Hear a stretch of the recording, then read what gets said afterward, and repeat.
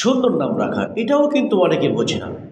যখন আপনার আমার সন্তান দুনিয়াতে আসবে, সুন্দর নাম রাখবো। নবী করিম সাল্লাল্লাহু আলাইহি ওয়াসাল্লাম বলেছেন, কাল কিয়ামতের ময়দানে তোমাদেরকে এবং তোমাদের পিতা মাতাদেরকে সকলকে নাম ধরে ডাকবেন। সুবহানাল্লাহ, সুবহানাল্লাহ। তোমাদেরকে এবং তোমাদের পিতা মাতাদেরকে নাম ধরে ডাক দেবে। অতএব তোমরা সুন্দর সুন্দর নাম রাখো। যখন আপনার আমার সন্তান দুনিয়াতে আসবে তখন সুন্দর নাম রাখবো। কাল কিয়ামতের ময়দানে এর ওসিলায়ও আল্লাহ সুবহানাহু ওয়া তাআলা মাফ করবেন ইনশাআল্লাহ। আবু মুসা আশআরী রাদিয়াল্লাহু আনহু তিনি বলেন, আমার একটি সন্তান দুনিয়াতে আসলো।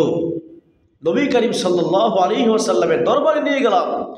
নবী করিম সাল্লাল্লাহু আলাইহি ওয়াসাল্লাম তার নাম রাখলেন ইব্রাহিম এবং তাকে খেজুর চিবিয়ে তাহনিক করাইলেন। প্রথম খাবার তার গালে দিলেন খেজুর চিবাইয়া। এরপর নবী করিম সাল্লাল্লাহু আলাইহি ওয়াসাল্লাম আমাকে দিয়ে দিলেন।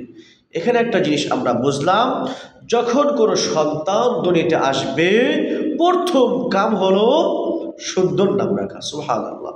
2 নম্বর কাজ হলো তাহনিক করানো। এটা সুন্নাত, তাহনিক করানো।